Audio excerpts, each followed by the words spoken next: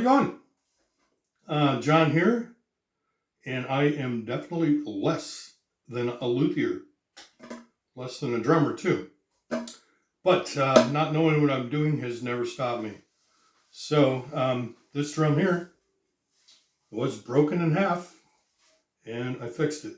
So I'm going to show you how I fixed it, along with quite a number of mistakes that I made that hopefully you or someone else can avoid by seeing what I did wrong. But as you can see, the final outcome was a success, but I just, as you'll see, I made a number of mistakes along the way. So I hope this will be helpful to somebody else. And yeah, here goes. Well, my first mistake was coming up with this elaborate clamping system to hold the pieces together. And it worked fine, except that if I'd read the instructions, I would have discovered the setup time for clear epoxy is about 5 minutes, not several hours like I thought it was. So I probably could have just held the pieces together instead of spending, half an hour or whatever making a clamp. So not all glue works this way, but epoxy does. You can actually use it to fill. And so you can see I'm just putting it into these cracks. And so, as you probably saw from the other side, parts of this did fit together fairly well, but a lot of it crumbled along the edges, right? So it just didn't. I mean, this is one of the worst ones, but it had some big gaps, and you see spots like this here. Alrighty. So that I got to be careful, because build that up slowly, because otherwise the glue just wants to pour down through that hole. But slowly build it up on the side. I had another one like that on the other side, but getting pretty close. I think I have around this back side to do still. And once I'm done with that, it should be mechanically, if it's going to work, that'll be it. So then once it's glued together completely, I will be filing and sanding the glue down flush. This is coming along pretty well, I believe. And let's see if I can show this. I'm almost done with this, the gluing part. Can I see down in there? Well, I guess you don't really have to see it, but down in there, the seam from in there, and the glue didn't seep all the way down everywhere. But what I did was, I just took these are just popsicle sticks. They were at the hardware store when I went, they were just selling these next to the glue. And this is the handiest, it's about the handiest thing. I kind of picked them up as an afterthought. Yeah, if you're there, pick these up. They were very, very, very, very handy. I guess, duh, but yeah. Anyway, so I can stick this down in there and coat the inside there. Oh, by the way, I just thought I'd mention that probably somebody is going to say, well, this is great what you're doing, but you're changing the sound of the drum. It's never going to be the same. You're right. Given the laws of physics, it will change the sound for sure. I pretty much guarantee you that I am not going to care. It's my drum. I'm not going to be probably not performing anywhere with it. If I was, I could always buy another one. I could have just thrown it away. But anyway, my point is, you're probably right. Anybody that says that, I wouldn't argue with that. I'll play it afterwards, but I only played this thing like twice, and then it fell off the table, and I was like, it's terrible. Don't trust me with your drum, but I was moving some stuff around and was careless, and it just fell off the table and broke.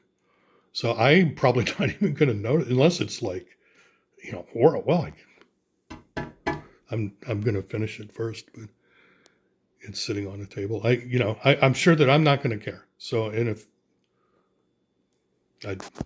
if you don't care, I don't think it's going to change the sound enough that I'm going to care. So, but I will, when I'm all done, I'll play it And we'll see. But I don't have a before with this exact drum. But okay, well, here's a learn from my mistakes. This was a dumb one. I dripped some glue. I should have taped the entire area off, right, and covered it. I didn't. I mean, I should have done that. I should have protected everything. Seems kind of obvious now, but I didn't. And if you drip glue on this and then try to take it off, it chips the paint off. So anyway, what I'm going to do for that, I've decided to just paint that whole area. I went to the paint store. I didn't know, I mean, I guess it makes sense, but I didn't realize they just scanned that and they got a color match. The color match was exactly, the guy put a little dab on there. Couldn't tell. So it's the same color. So I'm going to end up painting most of the bottom of it. Anyway. So, and then got some spray primer. So then I'm going to tape it. By the way, I was going to show this real quick. So, I mean, maybe you already know this, but when it comes to tape, all tape is not the same. And especially if you're using masking tape for painting, you want to do the high quality stuff. Otherwise, the edges are going to bleed paint, and maybe it might stick to the thing you're doing or whatever. So I got this stuff at automotive tape paint, automotive masking tape. So yeah, so I'm gonna tape off. I'm gonna primer this. So I'm gonna put primer, on these areas here and tape the rest of it off. I'm gonna touch this up a little bit, but I don't think this all needs primer. Well, the paint's still a little wet, but there you go. Turned out pretty well. And so let me go over the mistakes, the embarrassing mistakes I made, actually. I have quite a bit of experience with construction. It's not something I do for a living, but for somebody that doesn't do it for a living, I have quite a bit of experience. But not really so much with this kind of thing.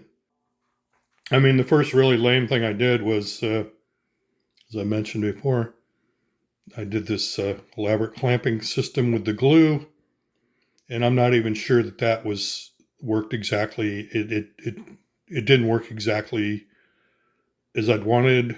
I mean, it worked, but I think that could have been a little better. And then if I'd just read the instructions, I would have known I didn't even need to do that. I could have just held it together for 5 minutes, and it would have set. I'm used to the typical JB Weld stuff. It's a couple of hours or more. So I should have read the directions. That would have been a good idea. And would have had a less time and a better result if I'd done that. The other thing I did that is also was pretty lame is I should have protected the entire drum surface because I dripped some glue on it. And then when I dripped the glue on it, it wouldn't come off, and without chipping it. So I messed that up. And then the other thing, it looks pretty good. Oh, actually, so you can see right there. It looks pretty good. And it's good enough. But you can see a little bit right there. But for the most part, you can't see it. But if you feel it, you can feel that seam. So I didn't do enough sanding and filling there. I don't really have experience doing body work or things like that. I mean, but that's not really an excuse. But, anyway, so those are the main things I did. Would be, read the instructions. If you're using glue that you can just hold it together for 5 minutes, if you're trying to repair a drum like this. I used clear epoxy, and so JB Weld clear epoxy. So that stuff is quick setting. But you do, I don't think it's probably strong enough, but I mean, that's what they recommend for pottery. So that's what they did. I think the traditional JB Weld is probably a little bit stronger. I'm not sure. So anyway, yeah. So clamping, the clamp, protecting the surface, and then if you cared about, I also, part of it is I don't really care. I wanted to fix the drum. And it's not going to keep me awake at night knowing that you can see a slight seam there. But, but now I kind of wish I had, because it'd be not, just a little bit of extra time would have been a better job. So if you are doing something like this yourself, good luck, and I hope this was helpful to you. I really do. All right, well, thanks for watching, man. Have a good one.